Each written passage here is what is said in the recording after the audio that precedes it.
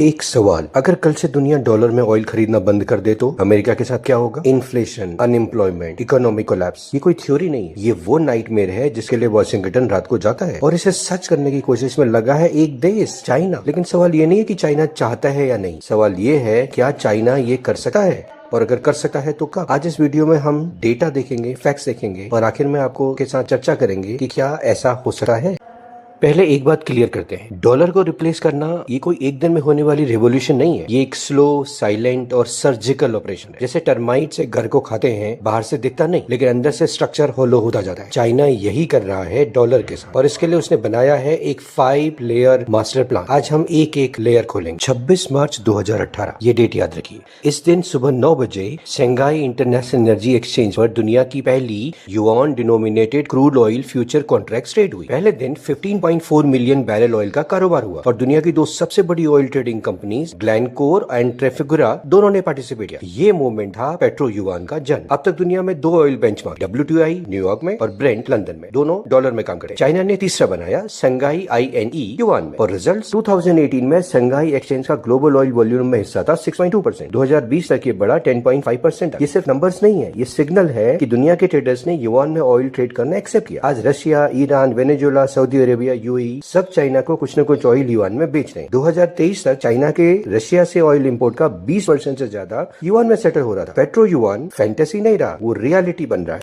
लेकिन युआन को reserve currency बनाने के लिए सिर्फ ऑयल ट्रेड काफी नहीं है। डॉलर की ताकत का एक बड़ा कारण ये है कि लोगों को डॉलर पे ट्रस्ट है। युआन पर ट्रस्ट बिल्ड करने के लिए चाइना ने चुना सबसे पुराना तरीका, गोल्ड। 2022 से 2024 के बीच चाइना के सेंट्रल बैंक ने ऑफिशियली 331 टन गोल्ड खरीदा, लेकिन असली संख्या इससे कहीं ज्यादा हो सकती है। एनालिस्ट का मानना है कि चाइना जितना ऑफिशियली रिपोर्ट करता है उससे कई गुना ज्यादा गोल्ड सीक्रेटली खरीद रहा है। एंड ऑफ 2024 तक चाइना के ऑफिशियल गोल्ड रिजर्व 2279 टन थे। ये दुनिया में छठा सबसे बड़ा गोल्ड रिजर्व है। और साथ में 2013 में चाइना के पास US ट्रेजरी बॉन्ड्स थे 1.316 ट्रिलियन डॉलर्स के, जो कि आज 638.5 बिलियन डॉलर्स के रह गए, आधे से भी कम। मतलब बिल्कुल साफ है, चाइना डॉलर को डंप कर रहा है और गोल्ड खरीद रहा है और युआन को गोल्ड बैक बनाने की तैयारी कर रहा है। ये 1971 के निक्सन शॉक का एग्जैक्टली उल्टा है। निक्सन ने डॉलर को गोल्ड से डिसकनेक्ट किया था, चाइना डॉलर को गोल्ड से रिकनेक्ट करने की कोशिश कर रहा है युआन के जरिए। स्विफ्ट का नाम तो सुना होगा, ये वो सिस्टम है जिसके जरिए दुनिया के बैंक से दूसरे को पैसे ट्रांसफर करते हैं और ये सिस्टम डॉलर डोमिनेटेड है। 2022 में जब रशिया ने यूक्रेन पे हमला किया, अमेरिका ने रशिया को स्विफ्ट से बाहर कर दिया। रशिया की इकोनॉमी को इंस्टेंटली कट कर दिया ग्लोबल फाइनेंशियल सिस्टम से। चाइना ने ये देखा और सोचा अगर कल हमारे साथ यही हुआ तो, इसलिए चाइना ने बनाया CIPS, cross border inter bank payment system. ये डॉलर और स्विफ्ट का चाइनीज ऑल्टरनेटिव है। 2024 में CIPS का ट्रांजेक्शन वॉल्यूम था 175 ट्रिलियन युआन, यानी लगभग 25 ट्रिलियन डॉलर। ये 2023 के से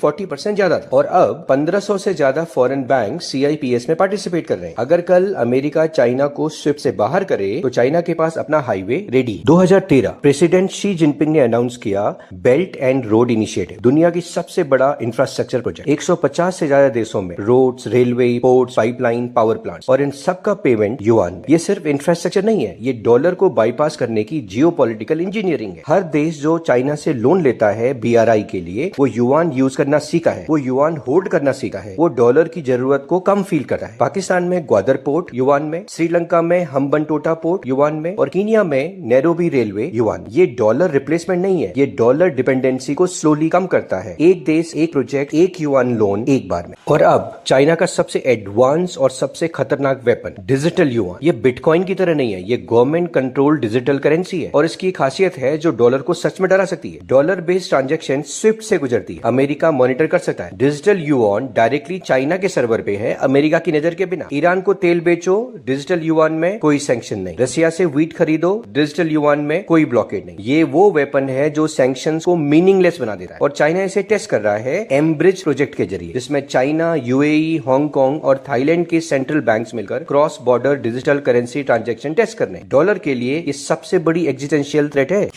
अब एक ऑनेस्ट सवाल, क्या ये सब एक्चुअली डॉलर को रिप्लेस कर सकता है? देखिए फैक्ट्स क्या कहते हैं। डॉलर की आज क्या ताकत है? ग्लोबल रिजर्व में डॉलर का हिस्सा है 57%, स्विफ्ट पेमेंट में डॉलर है 47% और ग्लोबल ऑयल ट्रेड में डॉलर का हिस्सा अभी भी 80% प्लस है। जबकि युआन की क्या पोजीशन है आज? ग्लोबल रिजर्व में युआन सिर्फ 2.2% है, स्विफ्ट पेमेंट में युआन लगभग 3 से 5% है, वो भी अनस्टेबल है, और युआन कैपिटल अकाउंट अभी भी नॉट फुल्ली ओपन है। और यही है चाइना की सबसे बड़ी प्रॉब्लम। डॉलर इसलिए रिजर्व करेंसी है क्योंकि कोई भी डॉलर रख सकता है, कहीं भी इन्वेस्ट कर सकता है, फुल्ली कन्वर्टेबिलिटी है। युआन के साथ ये नहीं है। चाइना अपनी करेंसी पर गवर्नमेंट कंट्रोल रखता है, कैपिटल अकाउंट रेस्ट्रिक्शन। जब तक युआन फ्रीली कन्वर्टेबल नहीं होगा, दुनिया के सेंट्रल बैंक उसे डॉलर की तरह होल्ड नहीं करेंगे। ये चाइना की सबसे दुखी रग है। तो फिर टाइमलाइन क्या है? इकोनॉमिस्ट और एनालिस्ट के अनुसार अगर हम शॉर्ट टर्म की बात करें, मतलब अगले 5 साल के लिए, तो डॉलर को एज सच कोई सीरियस थ्रेट नहीं है। युआन रीजनल करेंसी बन सका है, ग्लोबल नहीं। मीडियम टर्म अगर 10 से 15 साल की बात करें तो चाइना युआन को फुल्ली कन्वर्टेबल अगर कर देता है तो बीआरआई के जो 150 प्लस देश हैं और वो अगर युआन इकोसिस्टम में आ जाते हैं, और अगर अमेरिका कोई बड़ी फाइनेंशियल ब्लंडर नहीं करता है, तो डॉलर और युआन का कंपटीशन थोड़ा रियल हो सकता है। और अगर हम लॉन्ग टर्म की बात करें, जिसमें कि 20 से 30 साल तक का मार्जिन लेके चल सकते हैं, तो एक मल्टी करेंसी वर्ल्ड हो सकता है जिसमें डॉलर, युआन और यूरो तीनों एक साथ एग्जिस्ट कर सकते हैं। डॉलर अभी भी डोमिनेंट रहेगा लेकिन अनचैलेंज नहीं है। एक वाइल्ड कार्ड, अगर सऊदी अरेबिया जिसने 1974 में पेट्रो डॉलर डील की थी, वो भी अगर युआन में ऑयल बेचना शुरू कर दे कंप्लीटली, तो सब कैलकुलेशन बदल जाएंगी। उस स्टोरी के लिए हम अगले वीडियो में उसकी बात करेंगे। अब बात करते हैं असली सवाल की। क्या डॉलर खत्म होगा? प्रॉब्ली नहीं, लेकिन क्या डॉलर का अनचैलेंज डोमिनेंस खत्म हो रहा है? हाँ, स्लोली, साइलेंटली एंड श्योरली। और चाइना इसे एक्सेलरेट करने के लिए पेट्रो युआन, गोल्ड, सीआईपीएस, बीआरआई और डिजिटल युआन, पांचों वेपन्स को एक साथ यूज कर रहा है। और अमेरिका भी ये बात जानता है, इसलिए चाइना के साथ ट्रेड वॉर है, इसलिए टैक्स सैंक्शंस हैं, और इसलिए ताइवान टेंशन है, और ये सब करेंसी वॉर का हिस्सा है। जो देश ये बात समझ जाएगा वो अगले 20-30 साल की दुनिया के लिए रेडी होगा, जो नहीं समझेगा वो वेनेजुएला बनेगा। सेपियो स्पेस पर आते रहिए। डॉलर वॉर सीरीज का अगला चैप्टर सऊदी अरेबिया, वो दिन जब पेट्रो डॉलर डील टूटने लगी।